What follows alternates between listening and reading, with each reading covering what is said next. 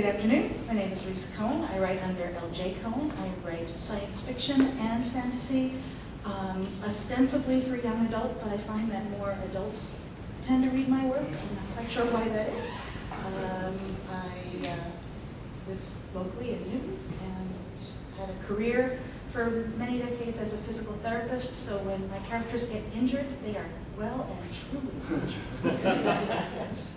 injured. I'm Walter Hunt. I write under the name Walter Hunt. I'm a science fiction, historical fiction writer. I have 4 novels from Tor, which are now available in ebook from Baen, and also the first 2 are available from Fantastic Books, the Darkwing series. I wrote a novel in 2008 about the Order of the Temple and Rossum Chapel called The Song and Storm, this piece of music here. And my most recent novel is Elements of Mind, which is about mesmerism. Just turned in a novel in the 1632 universe called 1636, The Cardinal Virtues. It's about Cardinal Richelieu and other things. And done a lot of writing here. I live in Bellingham, which is about 45 minutes from here, which qualifies as something. My name is Alexander Yalika. I pronounce both of my names the same way, but they're spelled differently. So, I write kind of literary, snarky science fiction. My last book is Brain Thief. I forgot them all at home because I'm in the middle of moving from one house to the other, so that's my excuse. And I have a young adult book that I just wrote that I'm trying to sell. So we'll see, called Door of Worlds. So keep your eye open for a long time.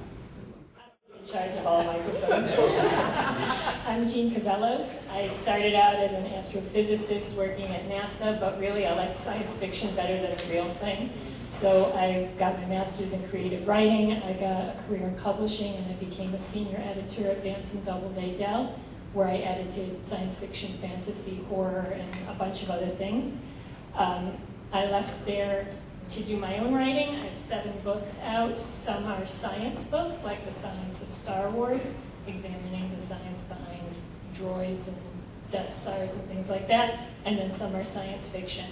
I also run this Odyssey Writing Workshop, which is held each summer in Manchester, New Hampshire, for writers of fantasy, science fiction, and horror. So that's me. I'm Alan Steele. I write science fiction, kind of a literary hard SF variety. This is, I've published 19 novels and a lot of short stories and won some awards for my work. This is kind of a homecoming for me this weekend because I used to live here in Worcester in the mid-'80s, and I worked at the now defunct Worcester magazine. I was a staff writer there for 3 years.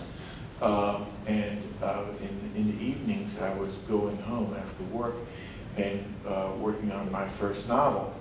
And when I sold that first novel for the outrageous sum of $3,000, that was enough for me to pull the plug on my literary career and go out and become a science fiction writer. So it's almost exactly 25 years ago to this month that Orbital Decay, this book, was published. So I'm back. My name is Nick Soutter. I enjoy a wide variety of genres. I have had troubles in the past getting published because I have a hard time sticking to one. And I've had a lot of agents and publishers who say, well, we thoroughly enjoy the work. In fact, sometimes they'll keep the manuscript just to pass it around to other editors at the publishing house, but they all refuse to publish it because they have no idea where it would go in the bookshelves. So science fiction is certainly one that I've spent a good deal of time in. My most recent novel was I co-wrote with Jack McClintock about that was a memoir of a psychologist working at a maximum security prison and providing therapy to all sorts of lovely people.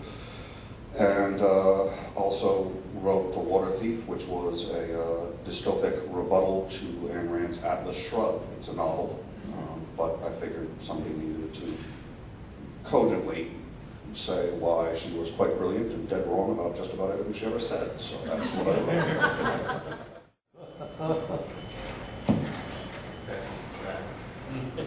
I would give it to Melanie. Well, there's another one, but Alan doesn't like it. Yeah, well, let's see if we can get this thing functioning. It was, we were just working. Oh, it did work. So why don't we, I guess what we could use is the three of us Together. Okay, that works. Okay. Okay, so, starting with Lisa again, tell us, what is science fiction, and why do you write it? Gee, how about a hard question? Yeah. Probably I can talk about why I write it with more authority than actually define the entire genre, which I don't think I'm even going to risk. I was basically raised on a steady diet of the Apollo missions, Doctor Who, Star Trek, and the Heinlein juveniles. So having those as my major formative influences before the time I was 12, I don't think I could write anything else other than fiction with a highly speculative element. The what-ifness of science fiction and fantasy has always appealed to me. The ability to sort of make stuff up, which got me in trouble when I was a kid, but now I can actually rely on that skill as a grown-up, and people want to hear me make stuff up. And I think growing up, watching the Apollo program and coming of age during a time when the future was shiny and technology was going to make everything better, made my conception of science fiction one that I wanted to be in that future where we were going to have those jetpacks. So that's probably why I'm Thanks. That's a good question. My colleague at the other end of the table says that they have trouble categorizing what he writes. The problem with that is that for a long time, the science fiction communities had the niche police, who just try to decide what it is you're writing and whether it qualifies as this or that or the other thing. But you mentioned Doctor Who. I don't think of Doctor Who as science fiction. It's fantasy in a science fiction drag outfit. Because anything can happen. Anything can happen to anything. I write, my first 4 novels were science fiction, space opera, aliens, spaceships, explosions, that sort of thing. And then when that came to an end, I wound up writing about the Order of the Temple. I'm a Freemason, so I have some inside knowledge that I can tell you. And then I wound up writing a book about mesmerism, which is a 19th century fake science that isn't science fiction at all. It's I don't know what it is, but it was fun to write. 1632 is sort of science fiction, except it's not, because it doesn't give any real rational explanation for why a town in West Virginia would be transported back to the 17th century, except that it made their lives better, because they're not in West Virginia anymore. I write it because I don't find a lot of mainstream fiction or literary fiction very interesting. And I too, we're of an age. I watched them walk on the moon in 1969, and as I once said to a high school class, like 3/4 of Americans, I believe we actually did it. Someone put up their hand. I'm sure. And I told them, yes, I'm sure, because it was easier to put a man on the moon than to fake putting a man on the moon in 1969. It convinced me. And now look at the special effects in Doctor Who. Yeah, how about that? Yeah. But I write it because that's what comes to me. You know, where you get your ideas. As Charlie Strauss says, they pay me to make stuff up, and why not? Well, I tend to define science fiction less by the writers than by the readers. I think there's a kind of person who likes science fiction.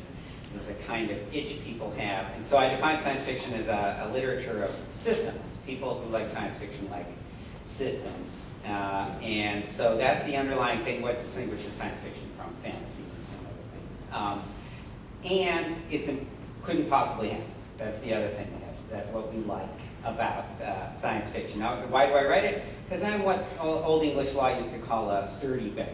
I could earn an honest living. Actually, I do earn an honest living. Well, if you call marketing an honest living. But I lack certain literary skills and abilities, so science fiction lets me conceal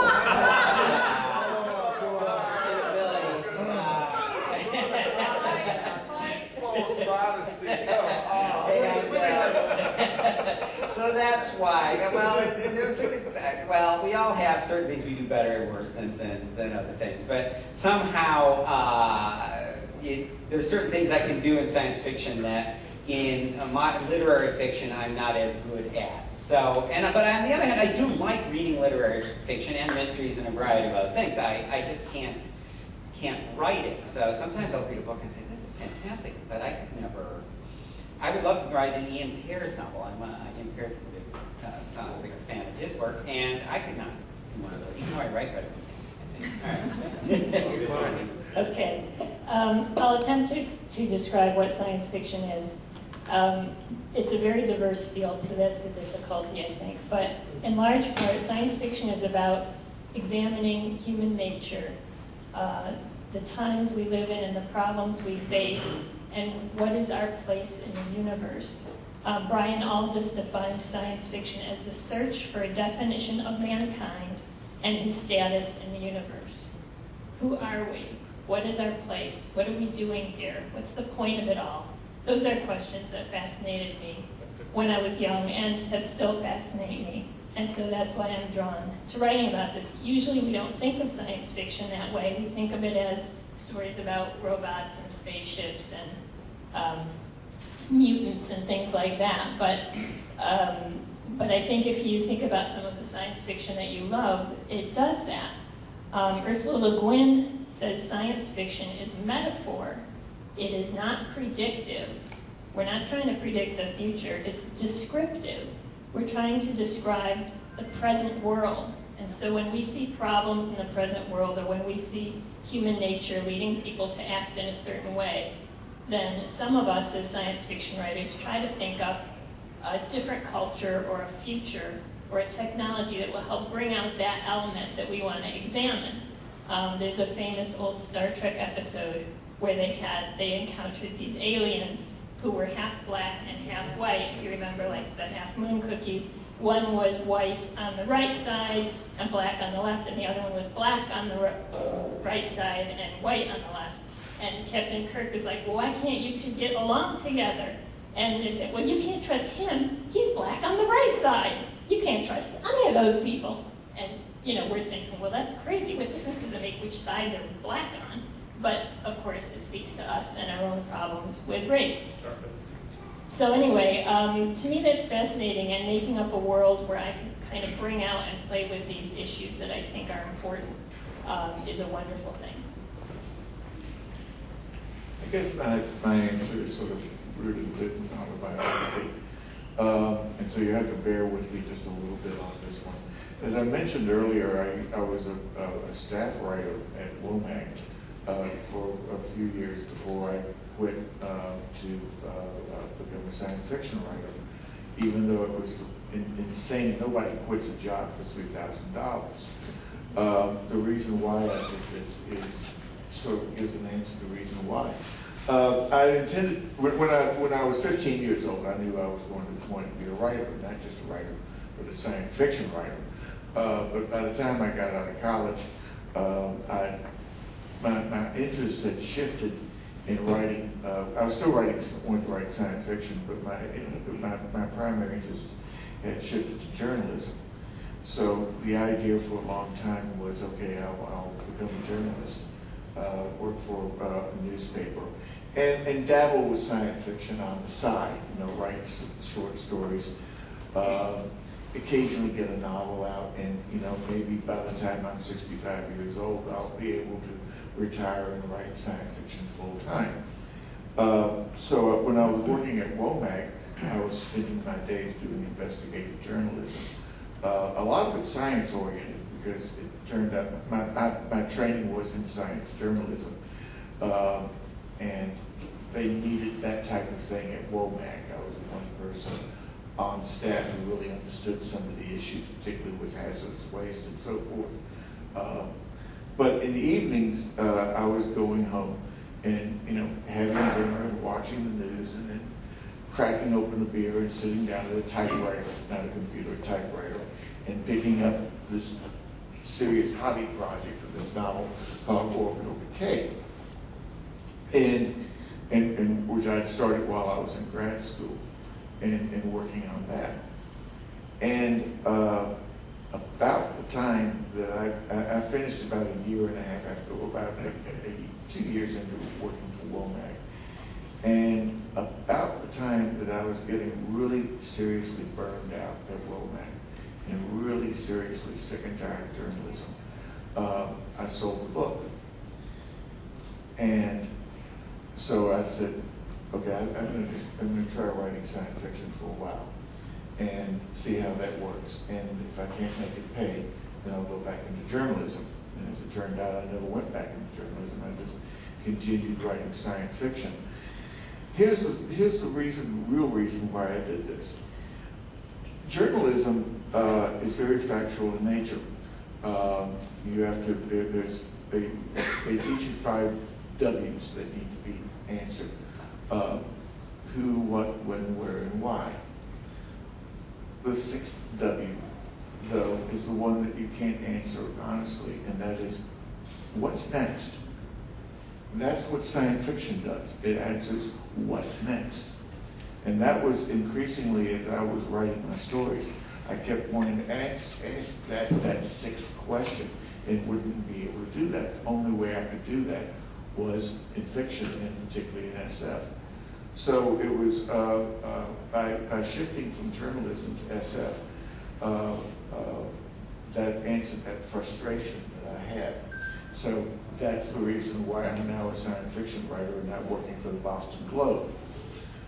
I'm actually rather glad that I did do this because newspapers are now, the newspaper industry is doing kind of a slow fade. And SF is, well, some people might say that's doing a slow fade too, but I think the SF is going to stick around. I think I would now be a middle-aged guy facing premature retirement and trying to figure out what the hell I'm going to do with the rest of my life if I hadn't made that decision 25 years ago to walk away from it. So there you go. So your definition of science fiction is an Alan Steele Jobs program. Yeah, for me, yes. Works for me. Yeah, it works for me too. I don't think I'm going to be able to contribute much as so far as what is science fiction over what Janine said. I do think it can... And she came prepared. Yeah.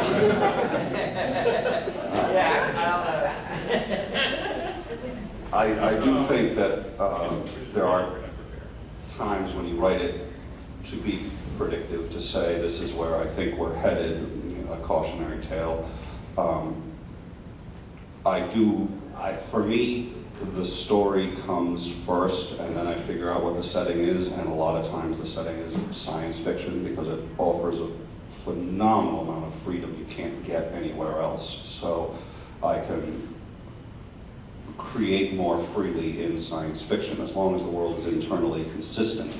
As long as you follow whatever rules you've set up, you can really do just about anything you want, and as a writer that gives me a lot more freedom. Sometimes that can also be a problem, so I'll stray away from that. But I think we've probably all met people who argue that there's no point in fiction at all. What's the purpose of fiction? Doesn't real life offer enough? Doesn't nonfiction offer enough? And to them I would say, well, 1984 said more than most nonfiction books. And you get that kind of freedom to say those kinds of things in nonfiction, and especially in science fiction and fantasy. So that's why I stick around in those areas, is for that freedom. Interested in that when you talk about science fiction not being predictive.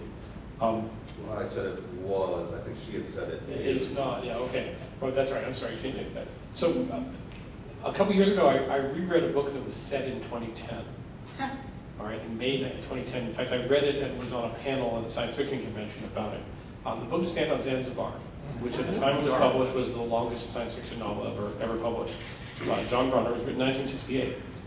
And he's writing about May 2010. Not our May 2010, but his May 2010.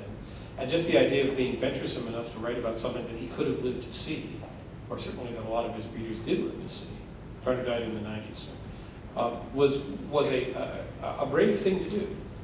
But the most interesting thing about Brunner's view, Stand at Zanzibar is based on a world in which there's a very heavy population.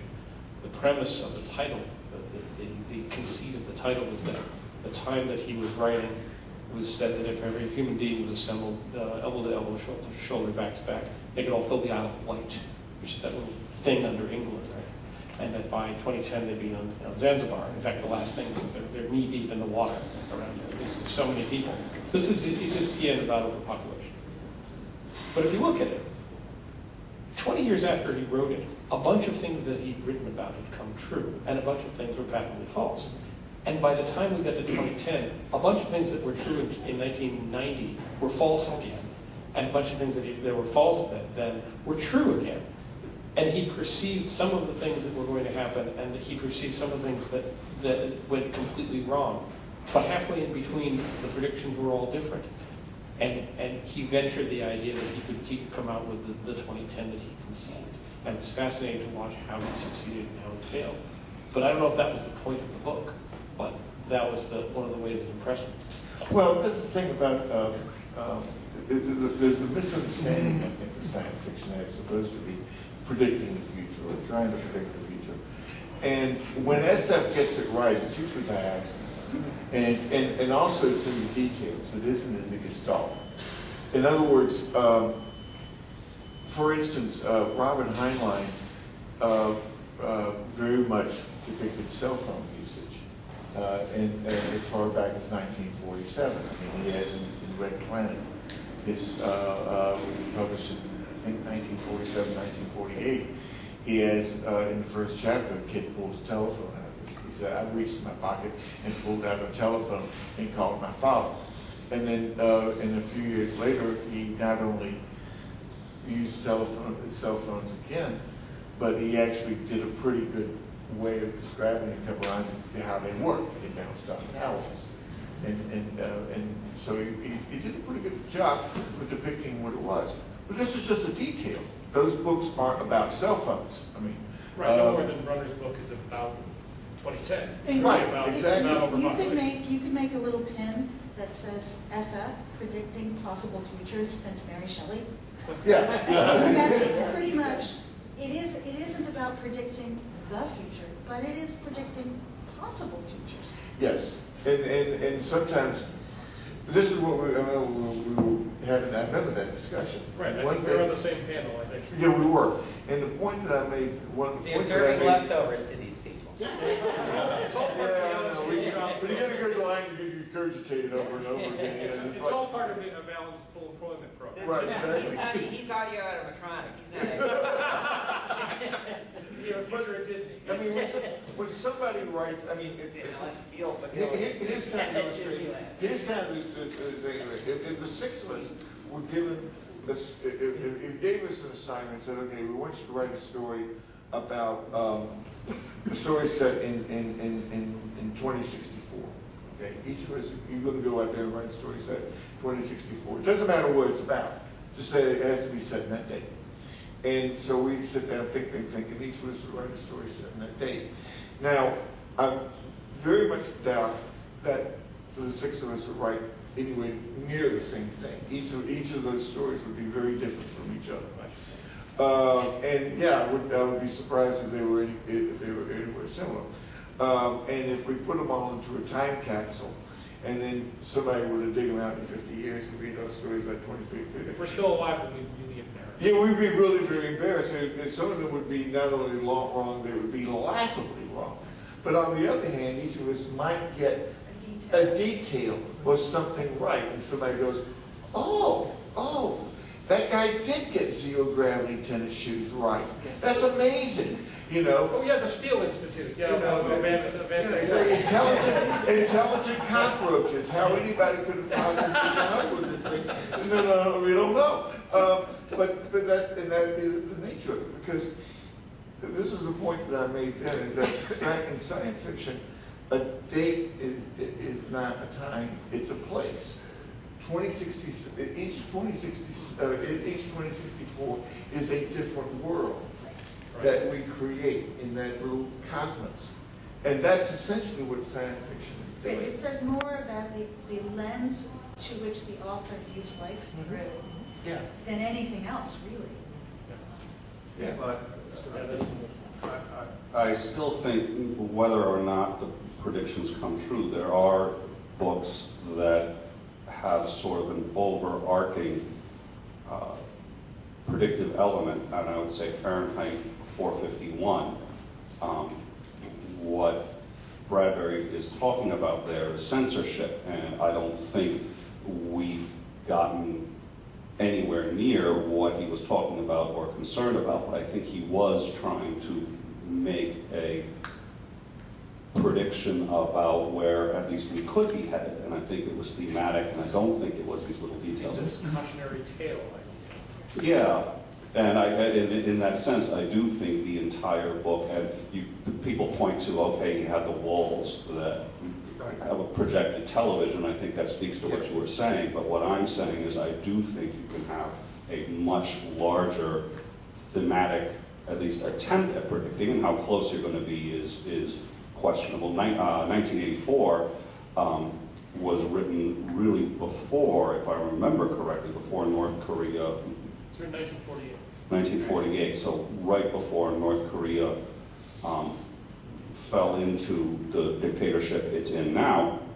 And certainly for them, it was a spectacular indicator of really, it was almost a blueprint for how to run a country. We've always been at war with East Asia. We've never Yeah, been at war and with that's, East Asia. yeah, and that's exactly the kind of thing that's happening in North Korea, so I would argue it was very predictive. Not for everybody, but it certainly made a statement, A, of where we could end up, and B, where some people, in fact, have ended up.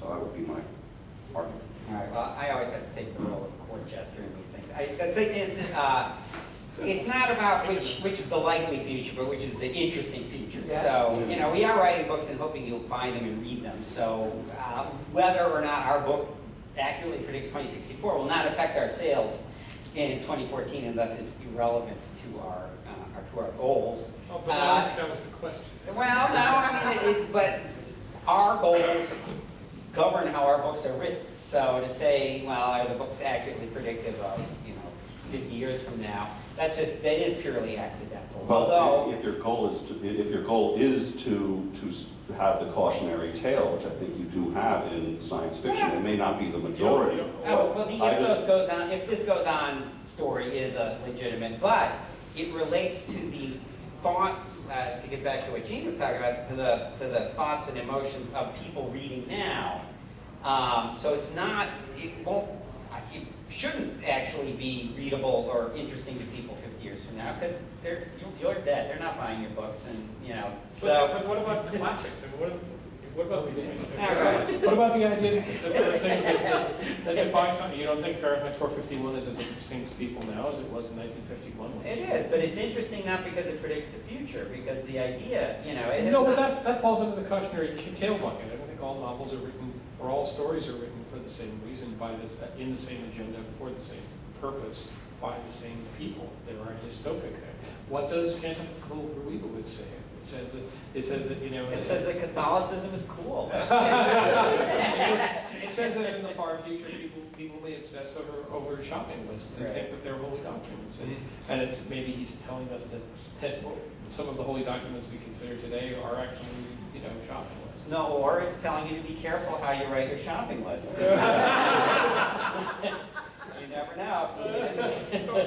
And the other thing about intelligent cockroaches, I did write, insects have their nervous systems around their feeding tube, so there's a limit. And so I did have one where they take this drug that makes their brains go bigger, but if their brains go too big, they choke to death. So that's the problem with intelligent cockroaches. That explains why it's PhD program. Right. I'll just throw in that the cautionary tale does not mean it's predictive. We may be afraid of the nuclear bomb, and so we write a story about this creature that rises up out of the sea near Japan caused by nuclear radiation, but it does not mean anybody's predicting that Godzilla appears. Or reappears or appears again and again and again. What authors and what books were most influential on your career? On my career. Well, Frankenstein is considered by many writers to be the first science fiction novel, even though there's very, very little science in it. But there is science that makes this creature come to life, and that was a very influential book for me. I mean, what it's really about is about the responsibility of parenthood and of giving birth to this creature and then not raising it and leaving it to its own devices, and it doesn't know how to function in the world. H.G. Wells is another author who influenced me a lot. The Time Machine is one of my favorite books. I love that. And there, you know, he is making a point about society, about, for him, current British society, by creating this time machine and having this character go far into the future and see what's the results of the class system in the time that he lives, which is that these two different species evolved out of the upper classes and the lower classes, and it's not a good situation. Fahrenheit 451, 1984. I also really liked Jules Verne, who wrote, if we think of Wells as kind of the satiric arm of science fiction, meaning he's making a point about the weaknesses of mankind and the problems of human nature, then Verne is often considered the romantic arm of science fiction, about adventures of heroes, not romance like, look at my chest, I'm ripping my shirt off because I'm a handsome, hunky guy on the cover of a book, but romance in the sense of adventure and heroes. And you see both of those things very strongly in science fiction today.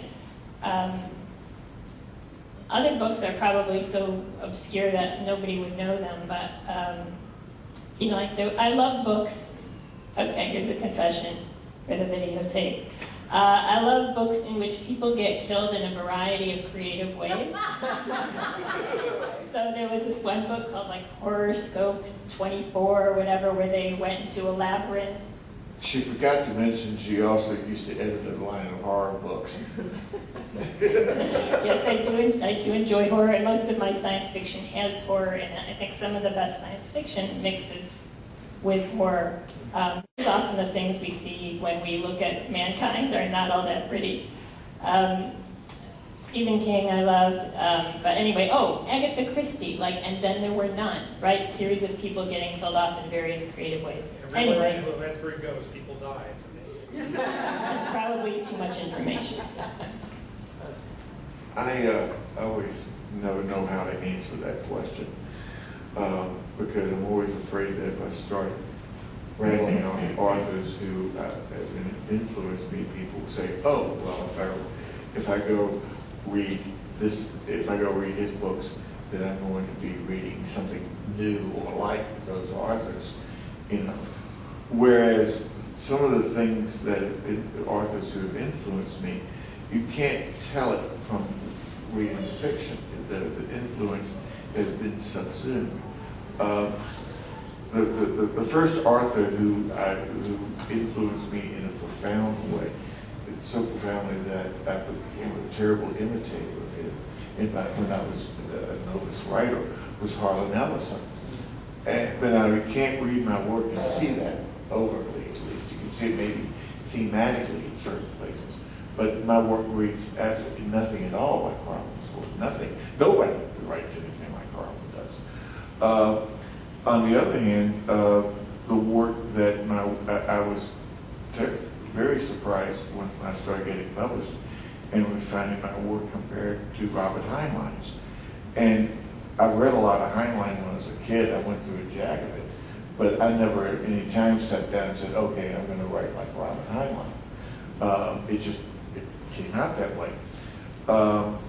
I think, oddly enough, again, this goes back to the journalism thing.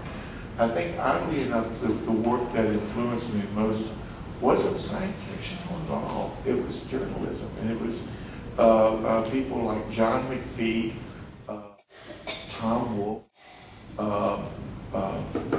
David Halberstam,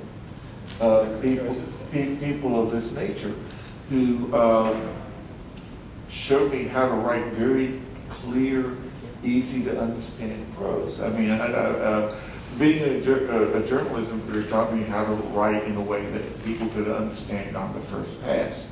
You know, I don't want people to have to struggle at meaning when they're reading my work. I want them to get it on the first shot. And that was the thing that journalism did for me. And that's why I'm glad I took that detour when I did. I could go on with a lot of fiction writers who I know did influence me one way or the other. And most of them would be recognizable science fiction writers, you know, Larry Niven, Greg Binford, so forth and so on. But really, I think I took a lot of riffs from nonfiction. For me, it's, everybody would probably expect my favorite book, I think, of all time is Lord of the Flies. For me, that's humanity, society, who we are laid bare, and I was stunned that you could use fiction to so accurately encapsulate what a society is, how it breaks down, and do it all through children. It's I think, my favorite book of all time. I also like Jack London. I think anyone who can write an entire book about a dog in the first person deserves some credit. I know The Art of Racing in the Rain has come out since as well, and a few other good dog books, but I'm sticking by Jack London. Orwell, who's come up a few times. Bradbury as well, for all the reasons we've discussed. And Hemingway, which I hate to, just toss out the name that everybody can default to, but I think it's extraordinarily easy to dismiss Hemingway and dismiss how he wrote and his writing techniques, especially since he didn't talk about writing much, but those would be the ones that influenced me the most. So the books that influenced me didn't necessarily influence my writing, but influenced me to believe that I could see myself as the hero of my own story when I was a child.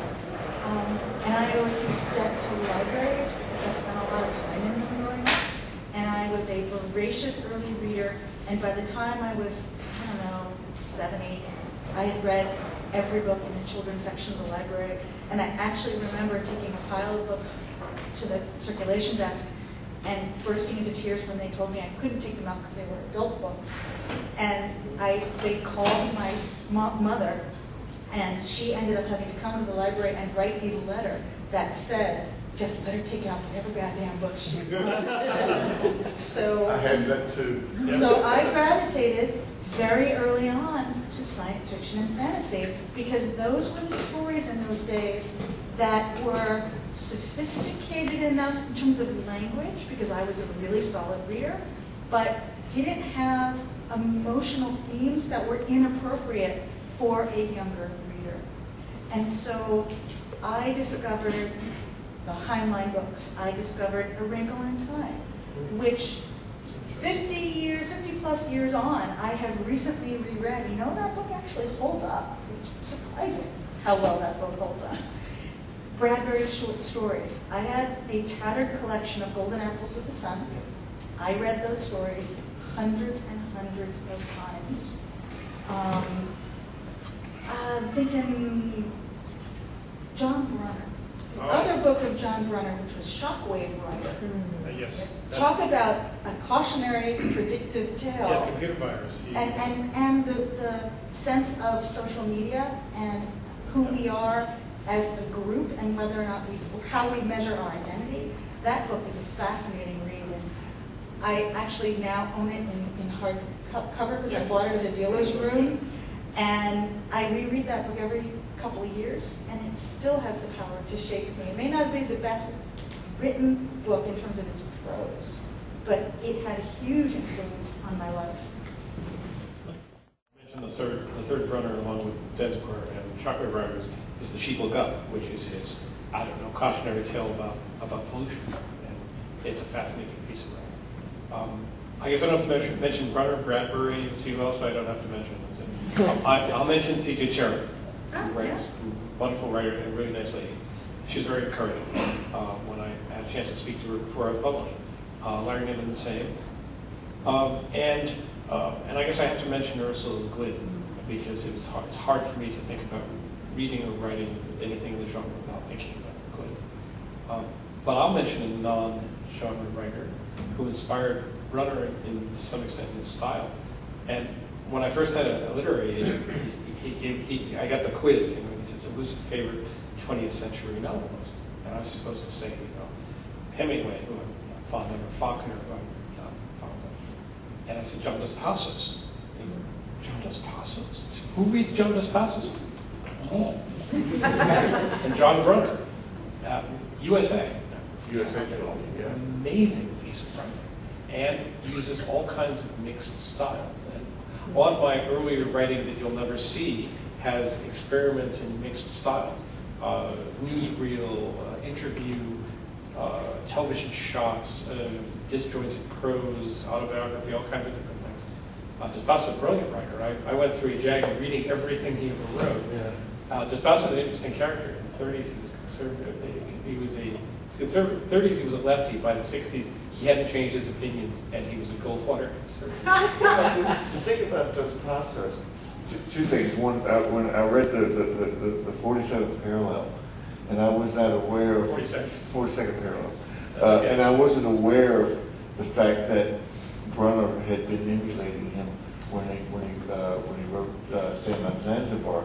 So I read this and thought, gee, this guy writes just like John Brunner. But the other thing is that it's one of those things that looks easy, and then you try doing it. Yeah. You know, there's somebody recently, oh hell, I'll name names. Stan Robinson, in his recent book, tried 2080. Yeah, how can you remember those names, right? 20, yeah. It's just a number. So. The one that It's a different world, everyone is a different, 2480, whatever it is. Robinson's good. We'll stipulate that you have the name. Right? Yeah, right. Well, he tried. Well, he tried doing the same thing, and one of the reasons why it didn't work. I know it won the Hugo for best novel and so forth, and a lot of people like it. I think we're not jealous or anything. Yeah. No, but it's but it didn't work for me because I saw that he was trying to do Dos Passos, and for me he failed. It's hard to do. You're right. Yeah, It's in books. In books of mine you'll never see. Yeah. Well, I hope they don't get on eBay. That's right. Your heirs will auction it off and try to settle your debts after your death. Well, it's interesting about this discussion of influence. I'm going to dodge it a little bit. But part of it is you've heard several kinds of influence. One is you have a writer you want to beat. You read it and say, God, I wish I could do something like that, or do that, achieve that effect, maybe in some other way. Then there's people you steal from and hope people won't notice. Usually you go to another genre or an older book or something from the 18th century or something, you'll try to do, an epistolary novel or, something like that. And that's a kind of influence. And then there's the kind Orlando Vallejoso, nobody will guess. Right, yes, you're trying to find something that no one outside of some specialized graduate school would ever, and then there's the ones that you try to evoke the mood, the way that you felt when you read it, and you try to figure out, what that was. I'm trying to be Tim Powers in this book. Well, yeah, and that's a worthy ambition, because even Tim Powers can't always be Tim Powers, but Tim Powers at his best evokes a mood in you that is not like any other one, and it's worth trying. There's never enough of those, so it's really worth the rest of us trying to do that. So there was a writer named Robert Sheckley that I liked, and there's particularly a book called Mind Swap that I was utterly taken with, and I've always wanted to write not an imitation of Mind Swap, but a book that does which is someone takes a trip, and the way you do Interstellar, but the way you do it is you rent someone else's body, an alien body in another world. Well, when he got there, it had been a fraud, and he didn't have one, and so he has to find a body within 24 hours, or he's toast. So that, and it's funny. It's a funny book, which science fiction isn't. Sometimes what's funny in science fiction isn't like real funny. It's like science fiction The funny. neat thing about Sheckley is that when I did get a chance to meet him, he came east about 10 years ago. I sat next to him at my first novel at my first convention as a pro, and he was fun. Meeting Sheckley was like reading Sheckley. It was just like that. Yeah, no, absolutely. Sheckley's a great example. So Yeah. you really want to be. So that's, you know, and that, so I think, you know, of books like that, I mean, the most clear kind of literary antecedent, particularly in my early books, is Jack Vance. You know, I'm a huge Jack Vance fan. And surprisingly, he's very hard to imitate. People try to do it. But he had a kind of lightness to his weird names and mad aunts, and you know, his later books, he's got like genocide, but he still treats them the same. He still has that sort of light style, and they start to seem a little creepy that way. But his early books really did have a big influence on him. And I think It's amazing how many people are influenced by Jack Vance, and yet he's only known really in the science fiction field. Gary Gygax, Gary Gygax of Dungeons and Dragons was heavily influenced by Jack Vance. Yes. yeah, Vladimir Putin is heavily, he says, you know, that and Chekhov, I think, are. Well, it was, The writer, not the ensign. New York Times Magazine, shortly before he died, wrote a profile. They did. I was startled. Of Jack Vance, and they called him, was the best unknown writer in America. Wasn't Piers Anthony a big fan of Jack Vance as well? Sometimes influences like that. I mean, you can startle people by telling them that Philip K. Dick was heavily influenced by A. Van Vogt. And because A. Van Vogt was not a superb stylist. I mean, he was ham-handed in his stylism. But if you take a look at I think it was the whole pig, not just the hand. Yeah. But when you take a look, when you take a close look, you can sort of see this, because I mean, buried beneath that clunky prose was this, you know, whiplash, an idea every minute kind of writing that you get from Dick. It's like Dick is like the better written version of A. Van Vogt. Well, I think Dick sometimes was just randomly throwing stuff against the wall. Some of it was really insightful, and some of it was just drug influenced. Yeah. I like what you said, Alex, about the influences, the people that you want to, that the emotion you want to elicit in your books are the emotions that were elicited when you read those books during sort of a seminal period in your life. And for me, that is absolutely Madeline Engel. You know, that was the book I imprinted on, like Wrinkle in Time, of course, all of her books. And so I keep writing, I feel like in many ways, the same story in different settings with different characters, because I want to honor that sense of wonder and magic and connection that I felt when I read her books as a preteen. I'd also like to mention that sometimes you write stuff in response to things. Right. Yes. Even things that you like. Or you don't, even stuff you don't like. You don't like, yes. I started writing science fiction of the kinds that you won't, books that you'll never see. In response to The unknown Walter. In response to three things. When stuff blows up in space, there isn't any noise. When you're going faster than light, stars can't fly by because you're going faster than light. It should be dark. And when you get hit by a blast of weapon, everybody doesn't fall out of their seats if you're moving at a speed which would turn you into jelly if you didn't have internal gravity, i.e., e.g., Star Trek. So I wrote some science fiction that wasn't Star Trek, that people didn't get thrown out of their seats, and that there was no sound, and that faster than light was completely dark, which meant you couldn't turn left. A lot of that sort of thinking went into this novel, Coyote, which is my best known work. And it was, again, it was a response to Star Trek.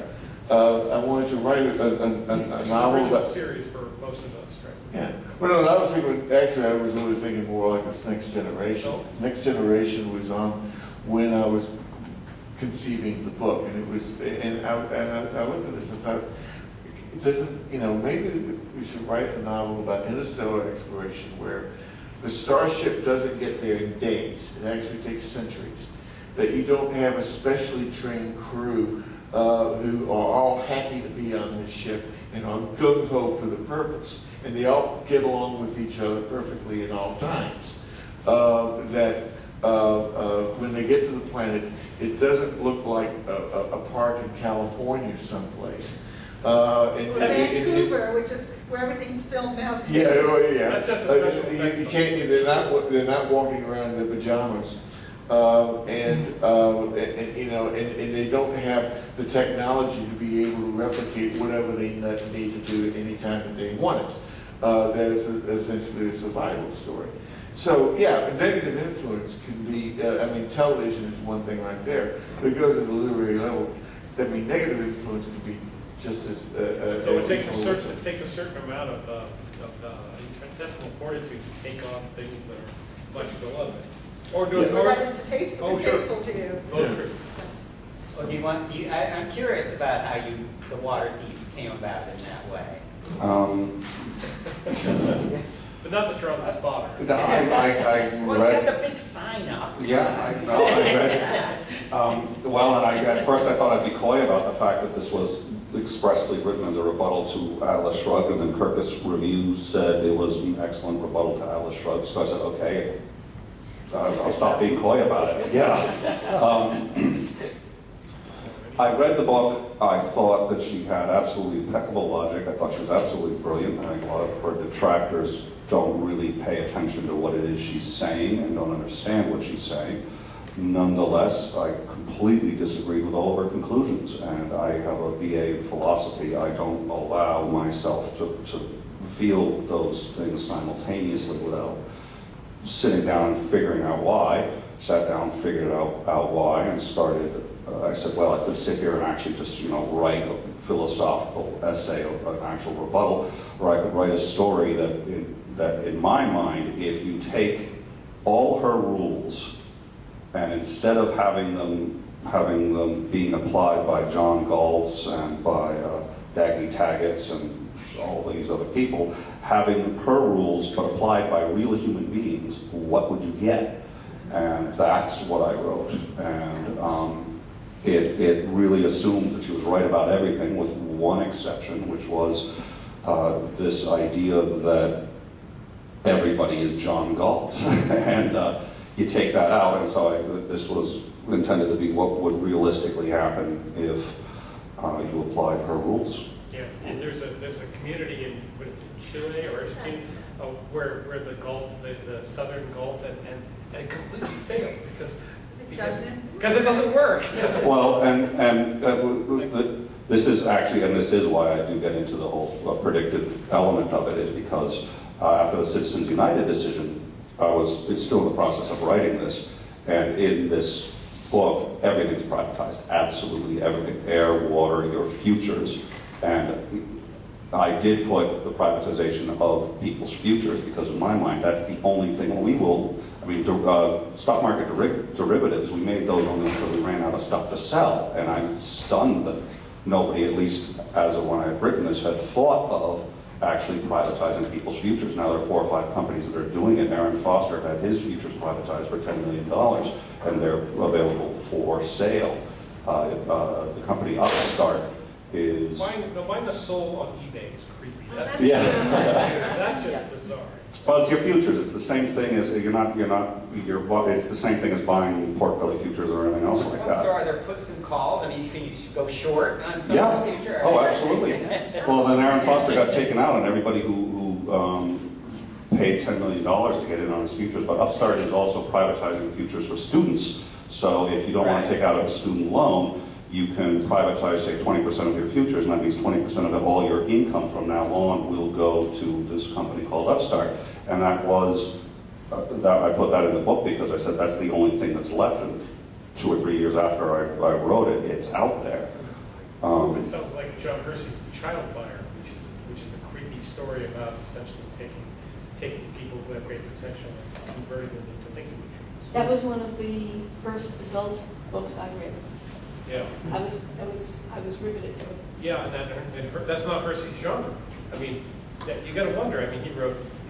Hersey left the historical nonfiction, historical fiction thing to go write The Child Buyer, which is and it's written as a play sort of thing. I mean, it's written like a court document, and it's just frightening. This child of a, I'm trying to get it right, it's Appalachian parents who can't provide for him. He's brilliant, and they simply sell him to a company who is going to turn him into, they're going to take away the senses he doesn't need and make him a thinker.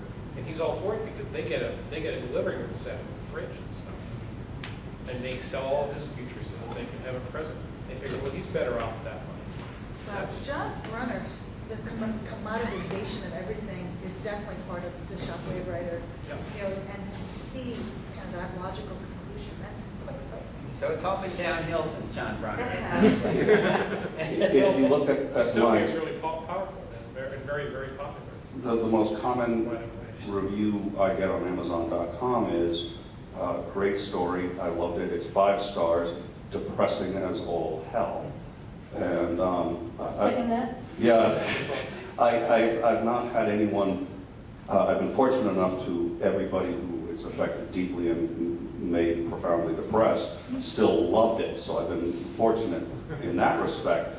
But it's not and it is, I think, where we're headed, barring, people making changes, which is certainly possible. But I think most people who read it and commented publicly on it say they do see us headed in this direction and literally privatizing everything. The only other thing I'll say is the CEO of Nestle wants to privatize water. The argument he uses for it is, again, the same argument used here. It's the most common argument, which is, right now, public, nobody has any interest in defending it. If you damage or waste water, well, who cares? It's public. There's no public who's going to enforce or has interest in protecting the water supply. You privatize it, all of a sudden now, because there's a corporation that gets damaged or somebody who owns it, they are going to protect it. And that's actually where the title comes from, a woman is stealing rainwater, which it turns out now you can get in trouble for in a town in Ohio.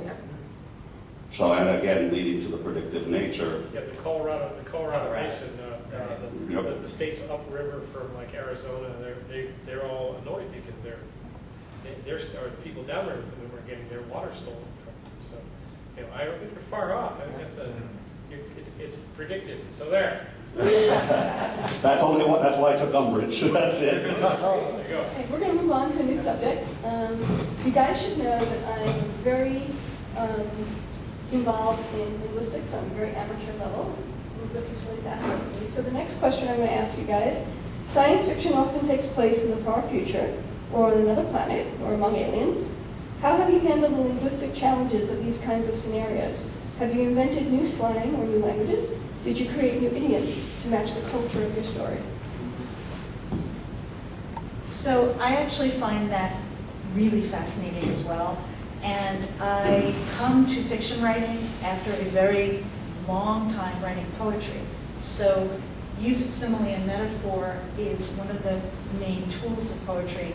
And I try to employ simile and metaphor in my novels. And so when I have the character talk about something, I try to have them use a comparison that would come out of their culture and their expectation. And it's harder to do than you would think. And I do draw on some real life experiences. We have had over the past decade several international students living with us for different periods of time. And one young lady who came to us from Central Asia, a country called Kyrgyzstan, which is below Kazakhstan and next to China.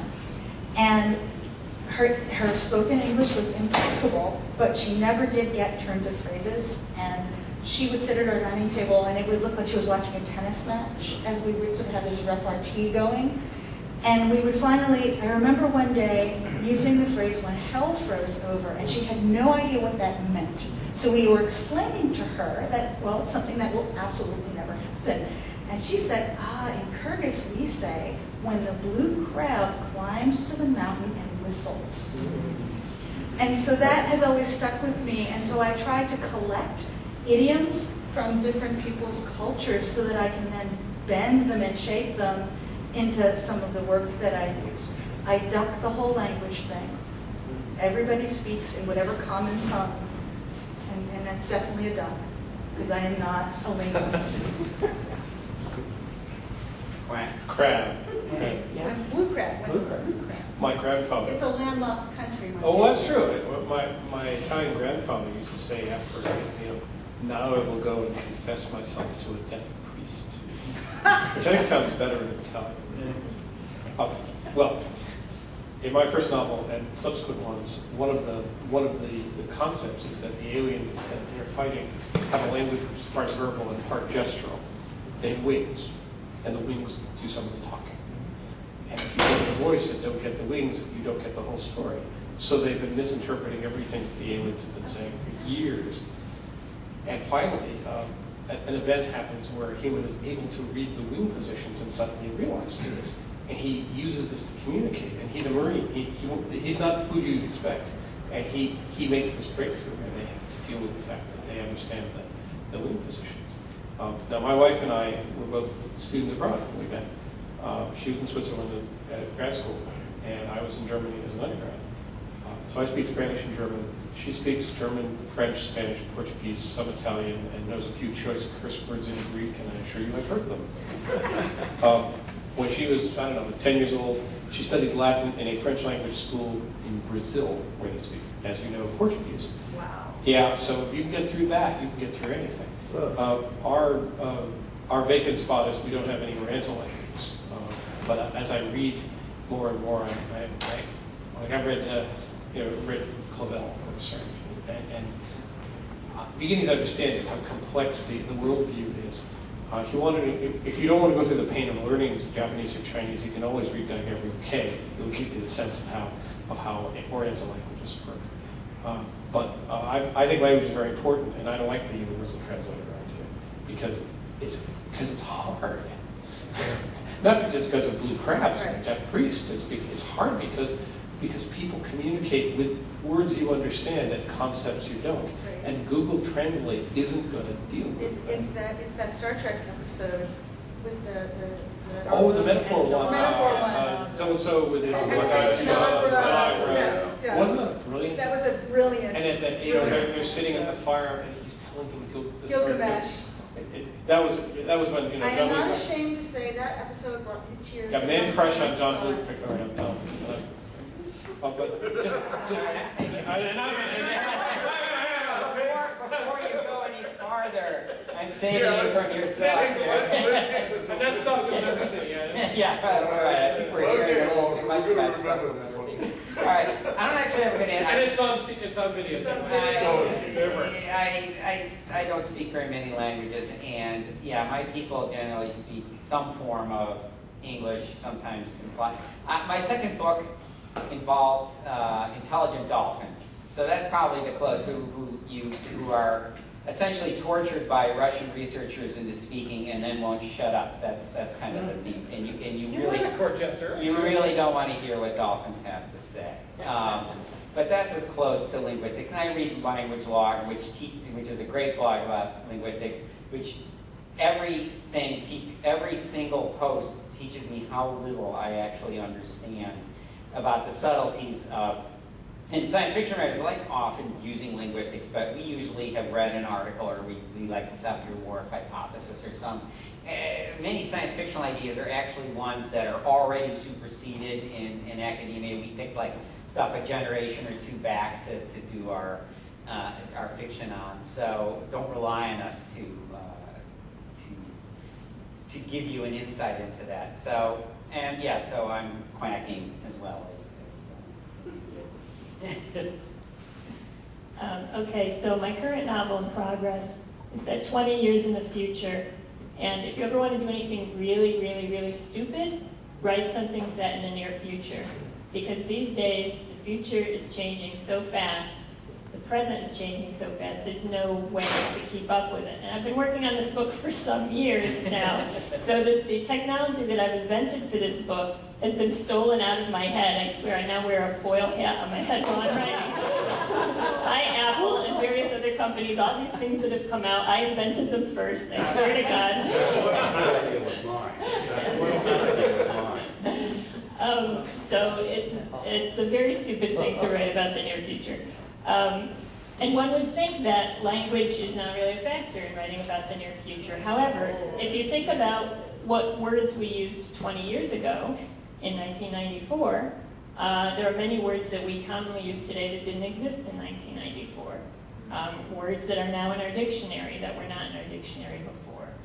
Words that are very important to our everyday life that were not back then.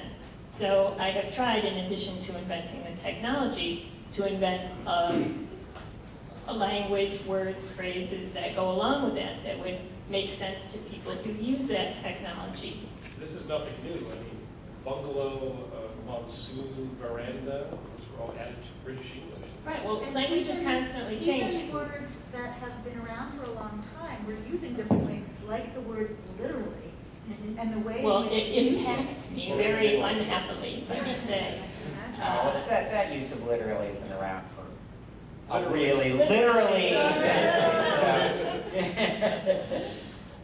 Anyway, the other aspect to this is that I have characters who are different ages. So characters who are 40 and 50 years old in my book were born in the 80s and 90s, and so they would have grown up using certain kind of language that maybe I would have a little more of a clue about than characters I have who are 17, 14, 11 years old.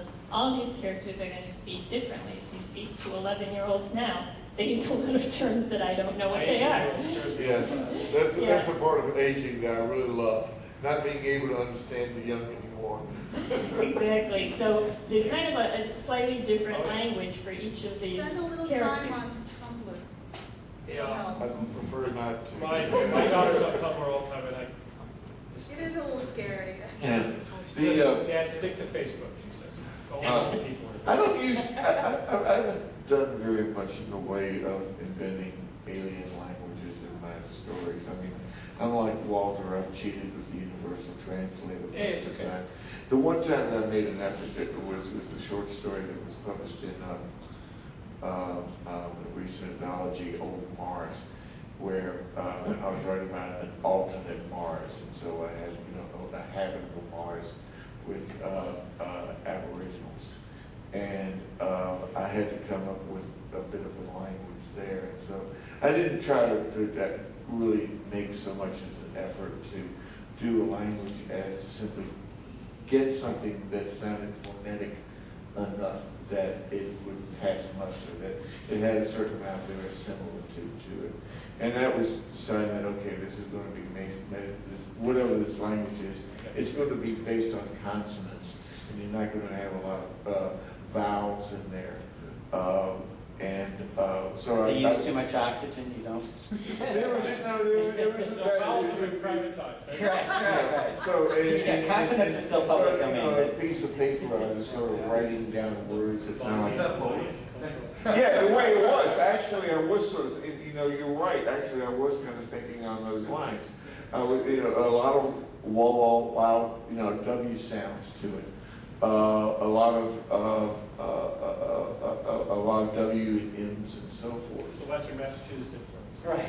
Maybe it was, yeah. And writing this stuff down on paper and sort of coming together words and trying to make it reasonably consistent. But there was no effort to really doing anything like this. I did, though, have one great, some years ago, I had one of those great moments where you see science fiction entering the real world. My wife and I we were having dinner at a Chinese restaurant in Northampton, and a street crazy came in, and he was trying to beg free. It's always nice to see your fans, isn't it? Yeah. One of your crazy street guys comes into the restaurant, and he was trying to beg free food off of the owner. And he was in the back, and the owner saying, no free food. You get out of here. You come in here every single night asking for free food. We have no free food. Leave. And this guy's saying, oh, come on, man. Don't you have any leftovers? Don't you have anything left over? No. We don't have any free food. You leave. And the man cusses him out in Klingon.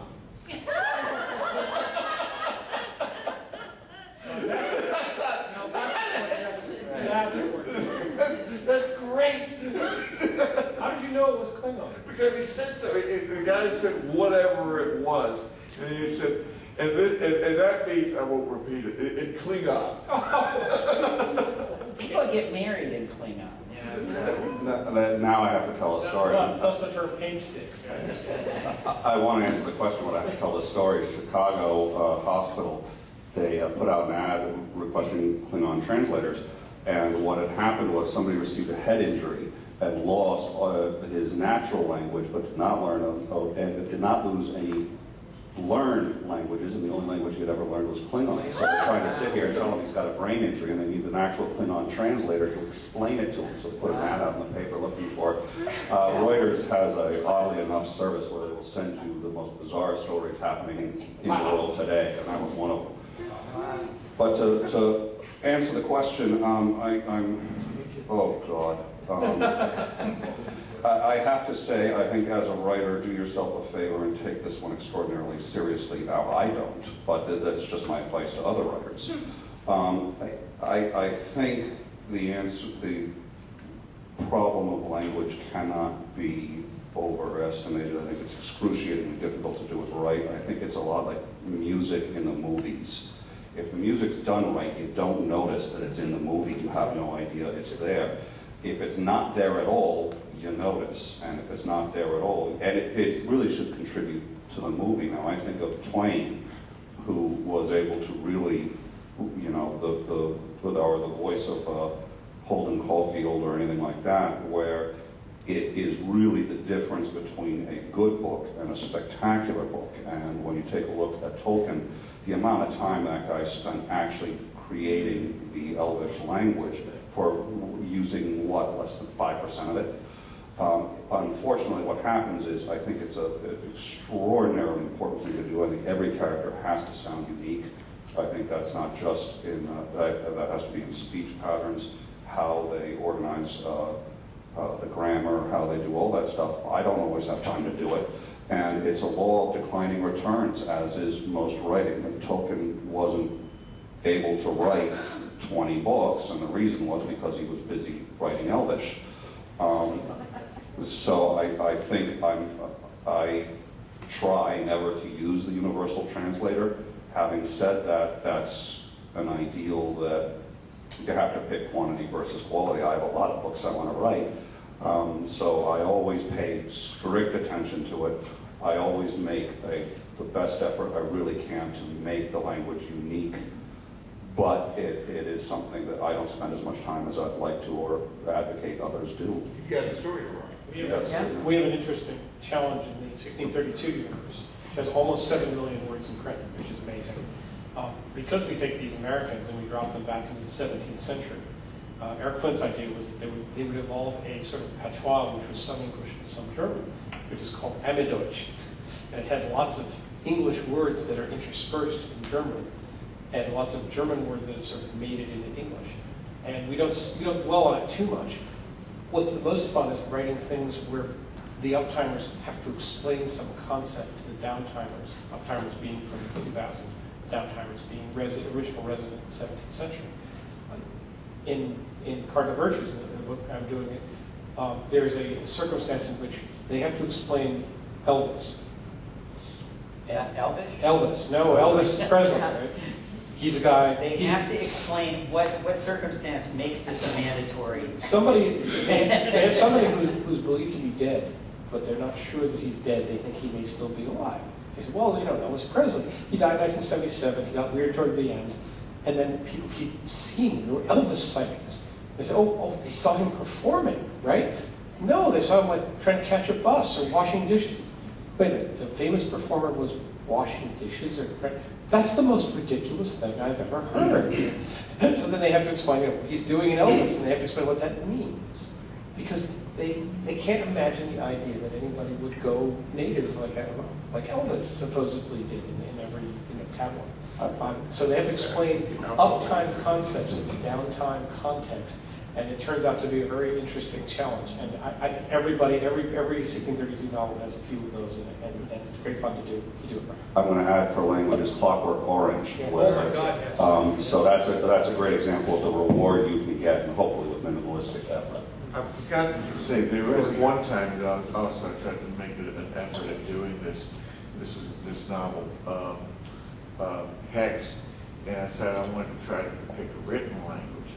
And so, this is what the final product looked like, and it appears in a couple of places where I actually did something and had it printed in there. What this says, I have absolutely no bloody idea whatsoever. I actually scribbled the first of this on a piece of paper while sitting in a movie theater, waiting for the show to start, you know, and then I tucked it in my wallet, and this was, getting this to reproduce on the printed page was pure hell. You know, we had to go through several different drafts of it. But it was almost, you know, I said, what did the alien language look like? And it ended up looking a little like a strange form of Arabic, but written in vertical bars. You can go way off the deep end. C.J. Cherry's Voyager Night has these characters who speak in punctuation marks. And I think it's the one C.J. Cherry novel I've never been able to get through because I can't deal with it. I couldn't figure out what it was she was trying to do. It was almost too much. It was too alien. And you know, aliens are the other aliens here. I'm going to go all literary.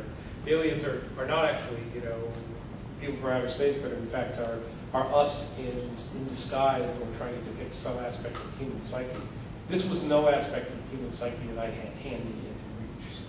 I once invented a language that consisted solely of glottal stops, but the vocabulary is very limited because otherwise you choke. We're going to have to. Oh, it's a party tap dancing. We're going to have to begin to wrap up. So, Oh, wrap up. 20 seconds, Lisa. Okay. 20 seconds. Advice for beginning science fiction writers. 20 seconds, okay. Tick, tick, tick. Read widely. Read out of your genre. Read everything you can get your hands on, from poetry to romance to thrillers to science fiction to nonfiction. Let it all stew in this wonderful unconscious, and then sit down and write. Walter, 20 seconds. Quote Ray Bradbury, you have to write a million words to uncover the words you really want to write. Read a lot, write a lot, and if you want to sell a book, finish the book. Send it out. Write every day, write every day, write every day. Which date should I write? Join a critique group and get feedback on your writing so you know what you're doing right and what you're doing wrong, and then take classes or go to a workshop so you can learn how to do what you're doing wrong right. Such as Odyssey. And you get to see a lot of us there again. There's one trick and one trick only you need to master in order to become a published author, and that is write a story that someone else is going to want to read. It is that easy. It is also that hard. I'd say write 10 minutes every day. You can certainly write more if you want to. I don't care if you're writing about the color of the blinds in your room or whether you're writing something salient. 10 minutes every day. You do that for 365 days. I will call you a writer, whether you're published or not. So. Okay, so thank you all. Thank you all very much. Questions from the audience? One of you early on We all blur together, don't worry. described writing science fiction as the literature system. Well, what did you mean by that? Well, what I mean by that is that people who like science fiction tend to,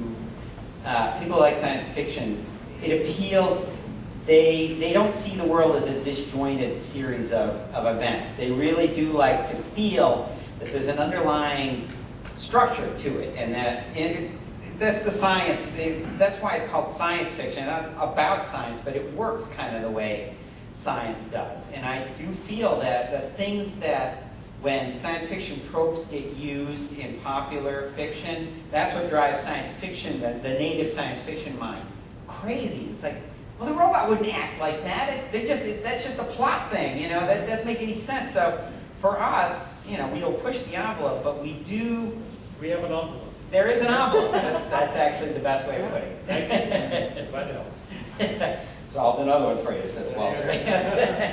Anybody else? Questions?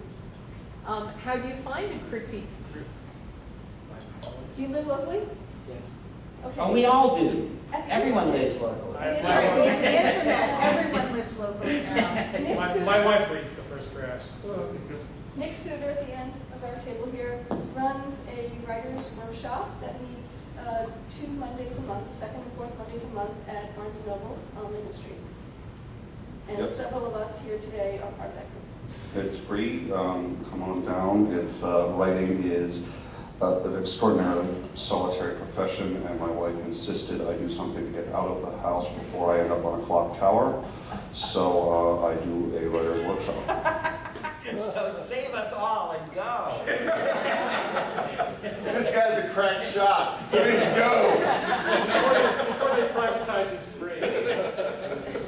There's also several workshops, critique groups online that you can join. The online writing workshop costs a little bit of money to join for a year, and you can submit your work and have other people critique it. And critters.org is a very highly used critique group online. So if you can't get to something in person. I was active on Critters for about 10 months. Anybody else? Well, in that same vein, is there a fandom out there for science fiction? I mean, Oh, God. And Boscone. yes, well, I've been at Boston a zillion years ago, and I didn't know. It's you still know, there. I'm writing, but there's nobody that'll read it. I was at Kepler in Gaithersburg, Maryland last weekend. Yeah. Had a great time. Very upbeat convention, a lot of interesting. But is there an internet thing where you can drop your writing and have somebody actually? Well, yeah, I mean, Critters is the there is, I mean, there's a million different ways to answer this one. I thought that was true, but you know. Okay, maybe one. I mean, yeah, there are also online components to this. In fact, there's such an online component that you could do it all online and never set foot in a science fiction convention again. Science fiction is fandom has grown to a place where it has both exploded and also shrunk. Niche, you know. I went no, 6 weeks, about a couple of months ago, I've been going to science fiction conventions since I was 15 years old.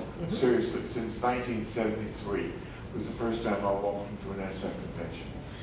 And a couple of months ago, I went to the biggest one I've ever been to, and that was Dragon Con down in Atlanta. 60,000 to 70,000 people showed up at this thing. I felt like I was trampled.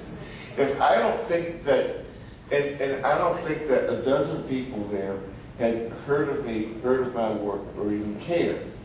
I remember there was Saturday night, they were all there to stand in line waiting for Patrick Stewart or different Hollywood, whatever Hollywood. So there's one evening, they had a writer's green room that was like the most underpopulated place. If you wanted to get away from people, you went to where the green room was. And there was an evening that Rob Sawyer and Larry Niven and I were sitting around commiserating with the fact that we were at this convention that nobody knew that we were there, nobody cared, and we said we call ourselves the few, the proud, the ignored. And so there are monstrous science fiction conventions there, but some of them have absolutely nothing to do really with science fiction. It's with people dressing up in costumes and playing geek for a weekend. Yeah, London World Cup was about 10,000. I was there in London, and it was pretty amazing. But it was so diverse. It is very diverse. It's taking over. For writers, I think we're blessed here in Massachusetts that we have two really very, very good literary SF conventions. We have Boscone and ReaderCon. ReaderCon's taken a bit more seriously than Boscone. Sometimes it can be a little too serious, but both of those are really very good. If you attend no SF conventions at all, then those two, then you're fine. Honestly, I think that it's nice to have those around here. Thank you. But there's still a fandom for sure. Oh, I assumed it. It's just, if I've got some place that I can start my writing, if I feel like I've got an option, even if it's just impromptu. I feel like Dilbert. Right. The dinosaurs aren't extinct, they were hiding behind the couch. Thank you. Anybody else? Any more questions? Jean, I think you talked about like the H.G. Wells versus Jules Verne, like the more romantic style of writing versus the more concept-based writing. Do you guys see that as like sort of a continuum that you follow along somewhere, or like is there a tension between like sort of high-minded concepts in a speculative work versus I guess more adventurous romantic? I think that there's definitely a continuum. For me, the works that I enjoy the most often combine both of those things together. I think of, for an example, I think of this Star Trek, the original series, as combining both of those things. It clearly has heroes going on adventures, boldly going where no man has gone before, and it clearly has the satiric element of concepts, making statements about mankind, thematic elements. I try to have both of those things in my works. I'm very theme-oriented, so usually I start out with a theme, which is very unusual for most writers. I have something I want to say about mankind, and then I create characters and situations that are going to show that. The other thing I wanted to say was just, generally speaking, the science fiction that's more concept-based tends to win the awards, and the science fiction that's more romantic-based tends to be the bestsellers. So other people talk about it. Yeah, it's clear that there's. I think it's not two ends of the same pole, two poles at the end of nothing in between. There's certainly a lot of different mixes. The ones I least like to read are the angrily dystopian ones that tell me that not only do things suck, but they're going to suck in the future, and there's nothing you can do about it. Yeah, right. You're bad and you should feel And you're bad and you should feel bad about it, right? And I think that after a while, I think you have to give the reader something to hang on to that makes them want to keep turning the pages. You know, it's a. Go ahead. It was. I read a comment online somewhere a while ago, which I'm not sure if this was meant as being ironic or what, but the comment was, "Optimism is the new black." and I think that it's absolutely is kind of true in an ironic way. The dystopian SF has kind of ruled the roost now for about 20 to 30 years. And it's now, though, in the last year or two, there seems to be a real backlash that's been building towards this. And you're seeing that with a number, Catherine Kramer, who's an anthologist, wrote a piece that appeared in the Huffington Post earlier this week about how this is beginning to change and we need a new, more optimistic kind of science fiction. Eileen Gunn, who's an author and critic, wrote something that on the same lines, a long essay that was in the Atlantic Monthly. I did a piece that was in Asimov's earlier this year. Actually, it was an essay based on the guest of honor speech that I made at PhilCon last year.